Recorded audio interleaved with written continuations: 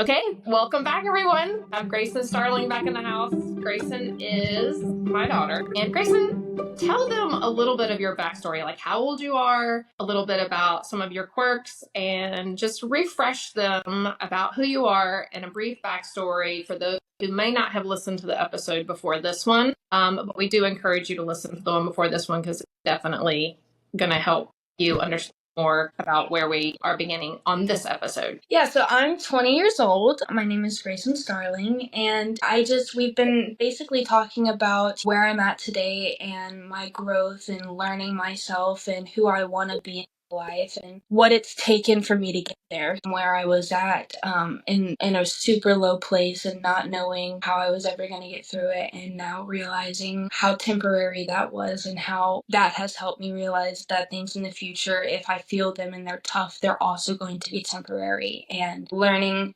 different pathways on how to stay in the highest place of energy. Yeah. If you were to say your top 3 things that you overcame to get where you are today, what would you say those top 3 things would be? Well, first off, self-worth was something that I never had, and I feel like that's what changed so much is realizing my worth. Also, my eating disorder was one of the biggest things I feel like I've grown from. I didn't feel like I was ever going to be able to get over that. It felt like such a way that my mind had grown into reacting that I didn't feel like it was going to ever change, just because that's how my way of thinking was and how I thought it was permanently. And then self-harm was the third thing, that I never felt like I was going to be able to go through a tough situation without using that as a kind of, I know it sounds weird, but a pick-me-up to get through the situation that I was going through. I think that's a really great way for you to put that. Because when you talk about self-harming as a pick-me-up, I don't think that parents truly understand how self-harming can be a pick-me-up. And I would love for you just to share what that looks like, to maybe give a parent some insight to what it is their child might be thinking that they don't know. Yeah, I feel like one thing that's not talked about a lot is when in self-harm, when something like that is happening, it causes you to get in this like heart racing frantic mode of, okay, I need to repair what I've broken and I need to fix myself up. And that was kind of one of those things where anytime I was in a panic attack, it was a very good distraction for me. It was like, all right, that hurt, and now that I have felt pain and it has distracted me from the pain in my head, now I've got to fix it and make sure that I'm okay. And it was kind of one of the adrenaline pumping type things. I think that's what can cause people to get addicted to it, is your heart starts racing, you feel the endorphins, you're kind of frantic. Because I know for me, when I would be in those places, I would never know really how bad it was until I was clear in my mind. And it was one of those things, when I would react how I would react in self-harm, it would always be a frantic moment, and I never knew really how bad it was going to be once I realized what I had done. And it was kind of one of the things where I didn't have much excitement in my life at the time, and I didn't really have a bunch of people wanting to check on me and make sure that I was okay 24/7, because everyone was going through their own things at the time. And I remember, if someone saw my cut or my scar, it would be like a pity for me. And I loved that at the time. I loved when people were like, oh, you poor child. And that for me it felt like I was being loved, like they're checking on me because they love me. And it kind of gave me like, kind of just like when people would recognize me, it made me feel better. And I even remember when my scars would start to fade, even if I wasn't going through anything, I'd be like, my scars are fading. This can't happen. I need to create more scars. And that's how my thought process was at the time. But I just knew that I wanted to have scars on me. I wanted to basically embody how I felt in my head and my body. And I wanted people to know how much I was hurting. And the cut itself wasn't the pick-me-up, but it was the distraction to the initially getting picked up by other people from seeing the hurt I was going through. So almost as if your panic attack, your central nervous system was on overdrive, and that moment of self-harm distracted you from that enough to make you not feel like you were spiraling out of control. It was as if you, in that moment, could take control of something, and you were the only thing you had control over. And just in that moment, it helped that spiral. That makes so much sense. 100%. Do you think that, looking back, when you said it gave you the ability to have others give you attention and make you feel loved, do you think in that moment there was anything that anyone could do to truly make you feel loved? Or do you feel like your love for yourself was so low that it would not have been impacted by anything else? Is there anything outside of you changing your perception of yourself? Do you think that would have helped? I feel like any kind of relief that I got from feeling the way I felt and not really loving myself or giving myself any encouragement, I felt like I could only get that from an outside source. So it was one of those things where I had never tried to internally pick myself up, because why? Like, that was kind of where I was at. I don't like myself. Why would I encourage myself? Why would I be the one to encourage myself? I need that from other people. And when I would get that from other people, of course it would not last for long. It would be one of those things where you'd be like, oh yay. And then the second that they don't immediately give me their attention when I need it, the next time it's like, okay, that's gone. They didn't really mean that. Like, and it's being in the mentality that I was in and not being able to show myself love. I craved it so much from other people, and depending on other people for happiness is one of the worst things you can do, because you are in control of your own emotions and your own happiness, and relying on other people to give it to you is only going to disappoint you, because other people, they cannot read your brain, and they are not meant to give you happiness. You are meant to find it within yourself and surround yourself with people that share that happiness with you. So if you could give parents of children or teenagers that are self-harming, if you could give them any one bit of advice, what would you say? Just be there. Just be there for someone who is not judgmental, not wanting to figure everything out immediately. Because I will say, if you came to me when and I know you did several times come to me when I would self-harm and be like, why? Like, why are you doing this to yourself? I wouldn't even have an answer for you at the time. The only reason I know why I'm doing it now is because I've self-searched and I've realized why I did what I did.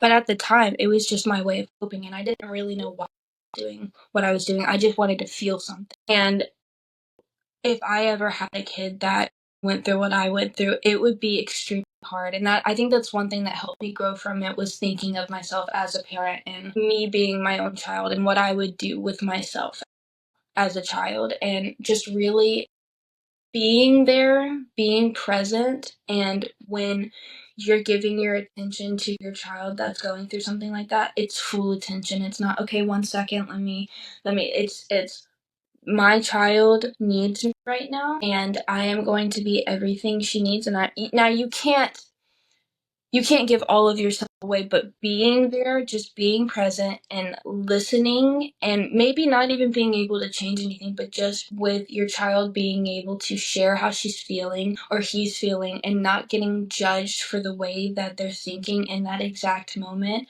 I think would give people the peace of mind of, okay, like, I'm not a bad person. Like, my mom understands why I'm doing this, so maybe, like, I shouldn't do this anymore. And just giving them better alternatives and being encouraging. I think the best thing, I know for a lot of people going through self-harm, their parents, it's like, okay, well, let me take this away from them so that maybe this will show them not to do it. And for me, I think the only thing that you can do as someone that's self-harming is uplift them and encourage them, because they probably don't even know, why they've created the habit of self-harm. And once you show someone love and encouragement and you let them speak their mind, I know for me, the more that you let me openly talk about what I was going through, I would listen to myself.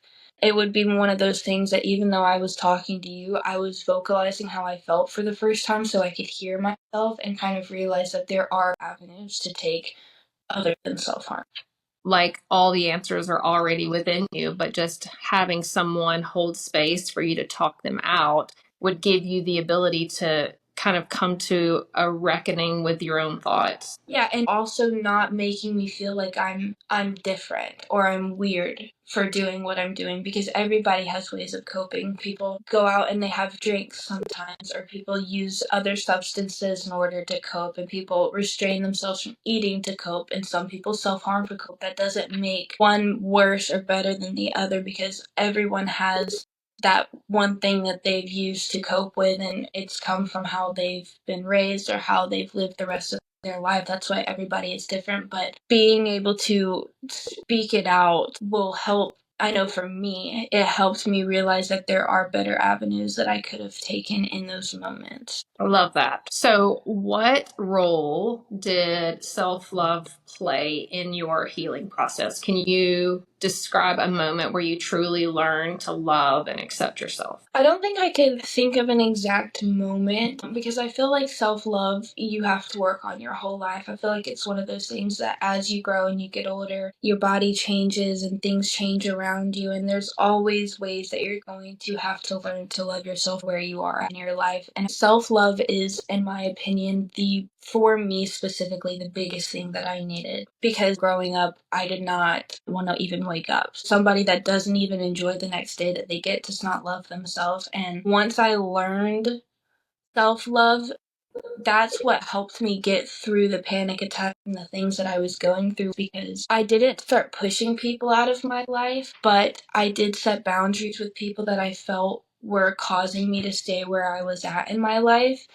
And yeah, just learning to love yourself, for me, was the change for everything, because once you're grateful for the day, you can start working on things the next day. And instead of thinking, oh, I don't want to wake up, it's what am I going to work on tomorrow within myself. I love that. Do you believe that we have the power to truly transform our life by changing our energy? 100%. That is like, by being in control of your energy, you control how your day goes. And that's what a lot of people don't understand, is if you wake up and you're not in a great mood, and that happens to me a lot of the time because I like sleep and I want to stay in my bed. But waking up before doing anything, getting in yourself in a great state of mind and encouraging yourself with affirmations and being ready to take on the day instead of dreading what has to come for the day are two different mindsets that I've learned can completely change your whole entire day. For me, if I wake up and I have even a little bit of negative in my brain about I have to go do that and I have to go do that and I have to go do that, instead of I get to go here and I get to experience that, and even though I might not want to, what will I learn through the experience? And finding a positive side to every negative thought you may have had. I use it to challenge, like, even I annoy myself sometimes with it, because I'm like I'm like, okay, you're being too much, it's really not that bad. But anything that I don't want to do, it's like, we're excited to go do it, we're gonna love it, we're gonna embrace it, and we're gonna grow from it. And anytime, and I'm still working on it, like, it's definitely a work in progress, but I have learned anytime I set myself up for the day and I encourage myself to have the best day I can have, and to not rely on anyone else for happiness, because it's within me and I can create it myself, it has not failed me. Like, I will see an extreme difference from a day that I have not done that. And that's not me saying it'll last throughout the whole entire day just because I prepared myself for it. There are going to be things that are going to be thrown at you and you're going to be like, wasn't prepared for that, did not put that in my daily affirmation, I was not motivating myself to get through this today. But being open to random things being thrown into your agenda for the day that you weren't expecting, and not having an expectation on how your day is supposed to go, and realizing that it can change and things can happen that you may not plan for them to happen, I think is the best way to set yourself up. If you're like, okay, so today's going to be a good day, and then you're going throughout your day and you're like, that wasn't supposed to happen, you can't say that wasn't supposed to happen if you didn't expect for anything. And that's where I've gotten to right now, where I'm like, I'm gonna have a great day. I have things planned, and if they go through, that'll be fun. But if they don't, we'll find something else to do. And just living your life moment by moment instead of week by week. And okay, I did this week and this week. It's live your day as your day, second as your second. Live by the second, not by, okay, well, I'm gonna make sure this happens off in the future. Things happen as they're supposed to, and you just need to live your life through that with happiness and not have expectations on how things are exactly supposed to go for you. I love that. As a matter of fact, I heard a quote from the movie The Secret where a guy said, if you are in a car and it is pitch black dark and you need to get to the other side of the country, you can turn your headlights on and you'll only see about 20 feet out ahead of you. But you can get to the entire opposite end of the country 20 feet at a time. If you thought, wow, I turned on my high beams and I can't see the other side of the country, so I shouldn't go anywhere, then you're stuck forever. But if you realize that 20 minutes at a time is really all you need to know, and if you trust and allow everything to unfold, like you said, and have no expectations, maybe you say, here's my idea of what I want to get from today or what I want to do today, but I also release all expectations, because in releasing expectations, you never have to worry about disappointment. Yeah, and like to add to that, any day that I have started off with, I'm invincible, I am a happy person, and I am motivated, and I'm going to get through my life. It really doesn't matter what gets thrown at me, because if I continue to remind myself of that, whatever gets thrown at me, I'll be excited to face it and challenge it and get through it. And even if it's an exciting thing, I'm like, look, I spoke this into my life today because I needed this today. And I knew I needed this today. And just being able to be open to anything and motivating yourself and loving yourself through it and realizing that if it's tough, if it's a challenge, it's to grow you. And if it's not, it's for you to enjoy for the next challenge coming up for you to get through and enjoy and grow from. Like steps, taking one step Yeah. up the staircase at a. Yes.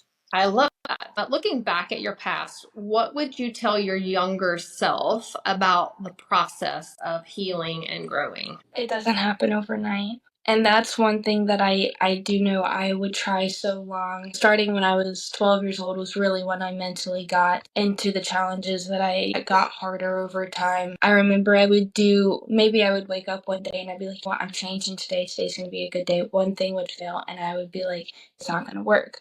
And then maybe a week later I'd try again. And for 3 days I was doing really good. I was eating normal, like a normal person. I hadn't self-harmed and I was keeping myself in a good mentality. If I would slip for 1 second, I'd give up.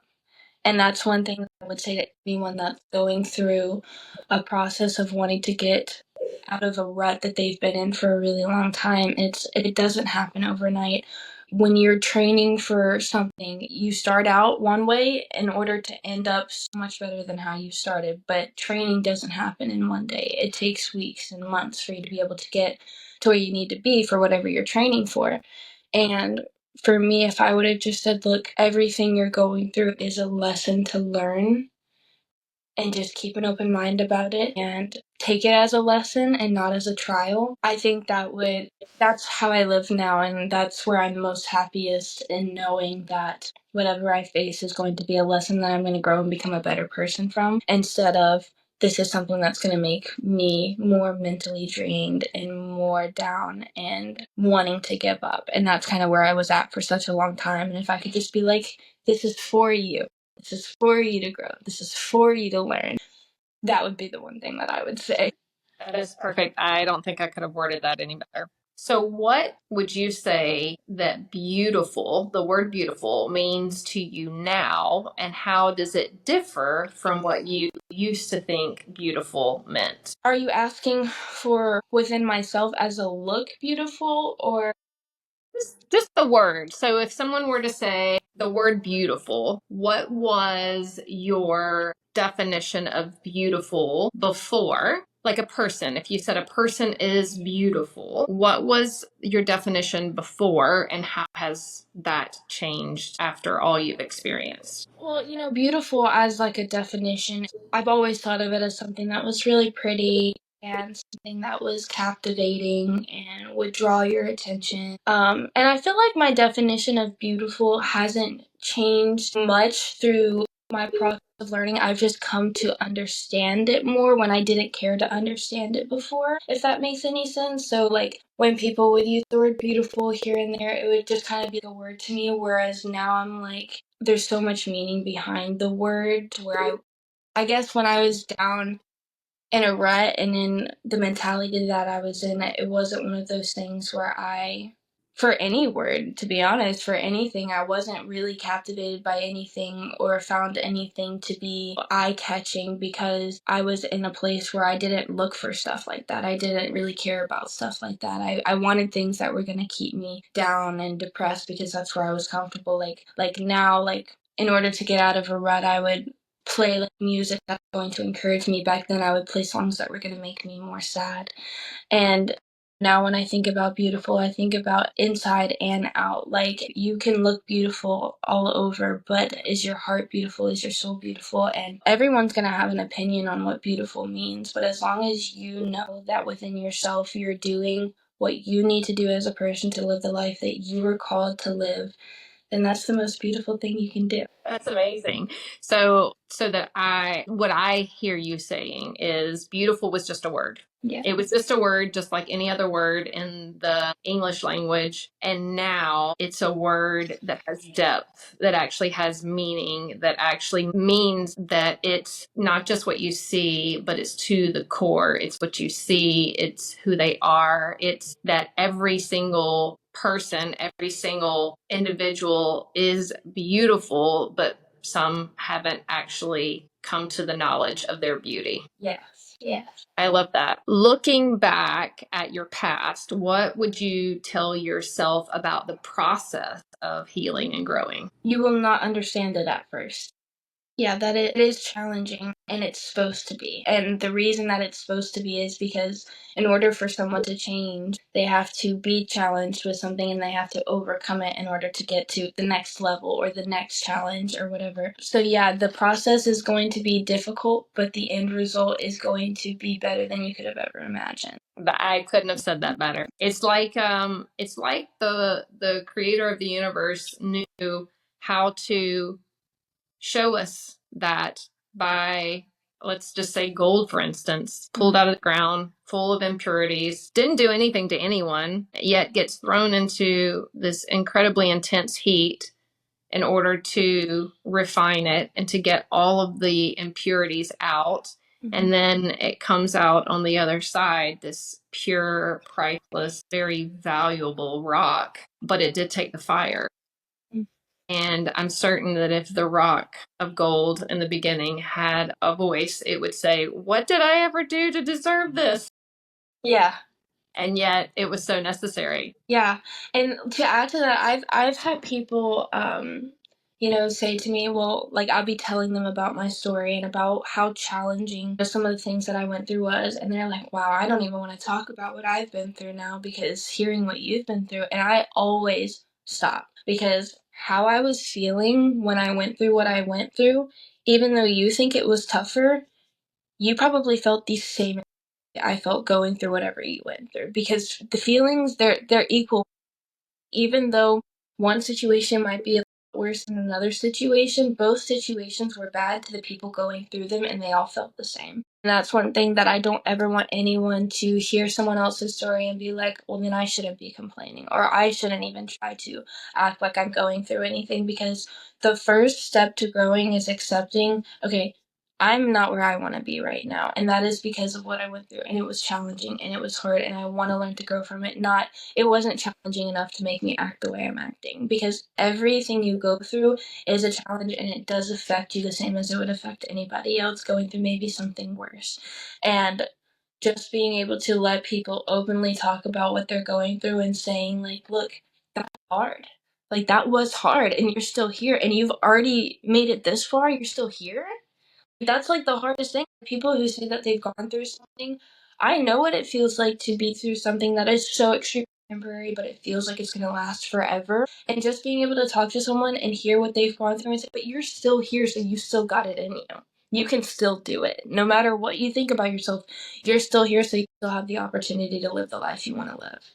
Yes, my gosh, you should be a counselor. What are you most excited about as you continue to evolve on your journey of awakening and self discovery?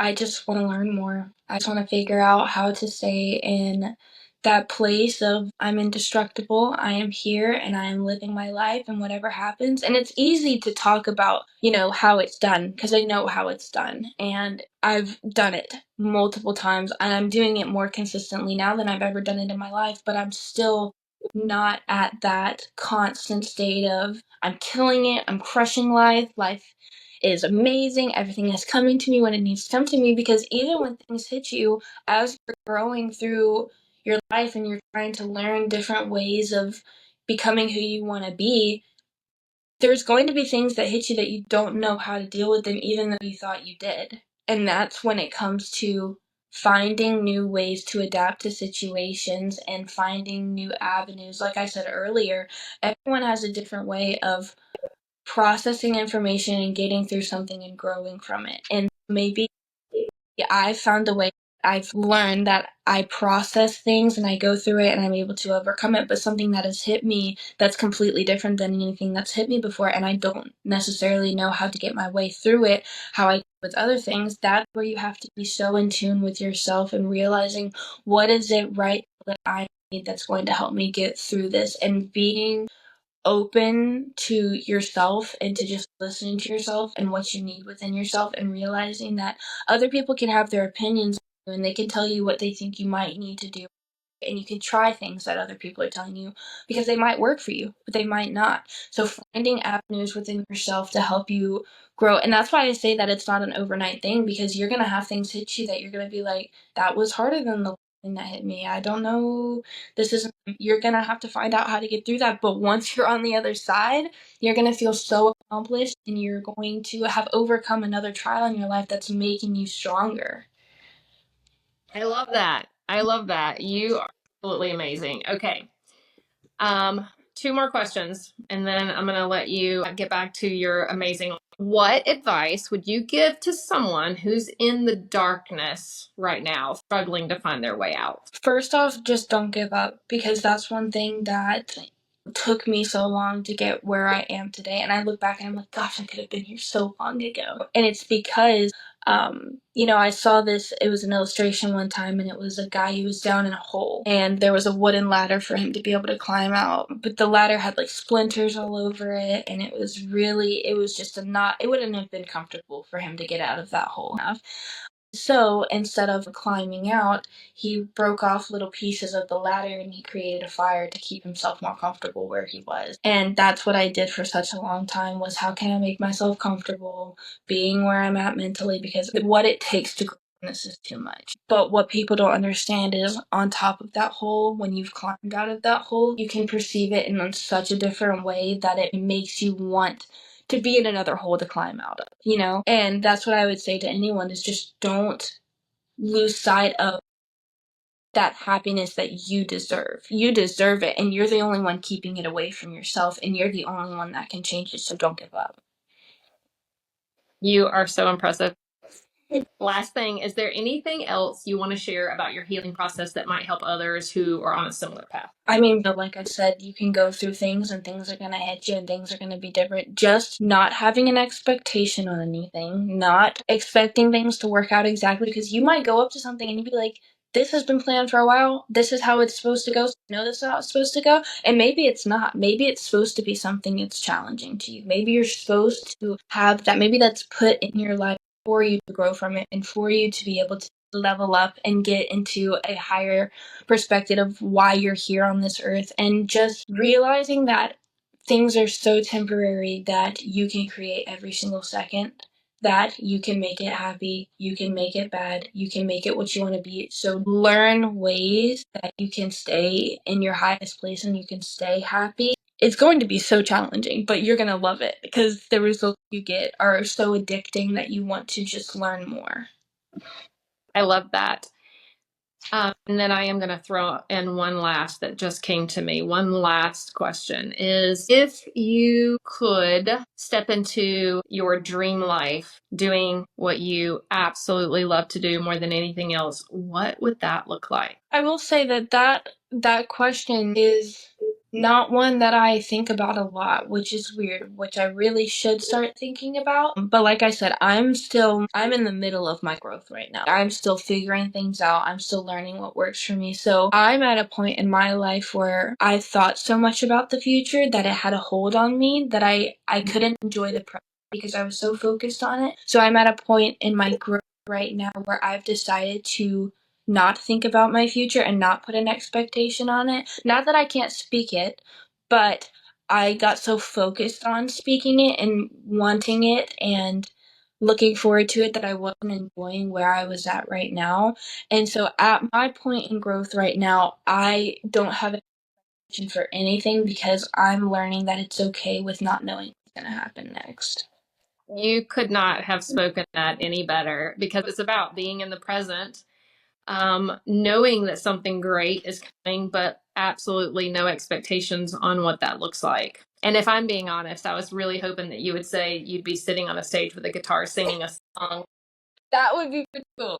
It was going to give me the perfect opportunity, the segue, to say I'm going to add the song that you wrote and produced to the end of this track. When Grayson was in her really dark times, she was really uncertain about what to give me for Christmas. And I said, I don't need anything. And she said, no, no, no. I actually know exactly what I'm going to give you for Christmas. And she wrote the words and the music to a song that she gave to me for Christmas. And it is by far one of the best gifts I've ever received in my entire life. And I will add that I did it in 3 days, and it was actually not allowed at the school that I was at, so I had to kind of pick the chords because we weren't allowed to play a certain way. So me playing it for my mom on the day that I gave it to her as a present was the first time that I actually played through the whole song and put it together.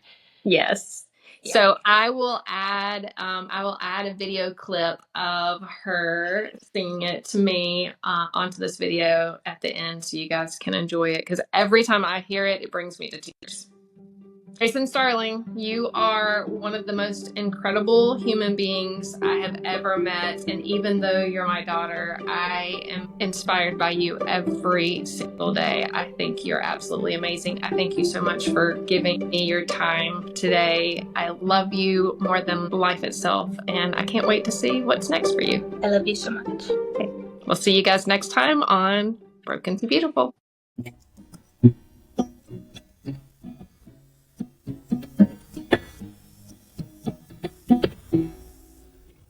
When I was little, you would tuck me into bed. You tell me stories, then you kiss me on the head. Growing up was tough, but you knew what to do. So all I had to do was watch you. I didn't wanna be the way you needed me. You tried so hard, but all I did was up and leave. But even then you stuck around to help me through. Thank God he gave me you. You are inspirating, you are motivating. You did it all by yourself, that's why it's crazy to believe.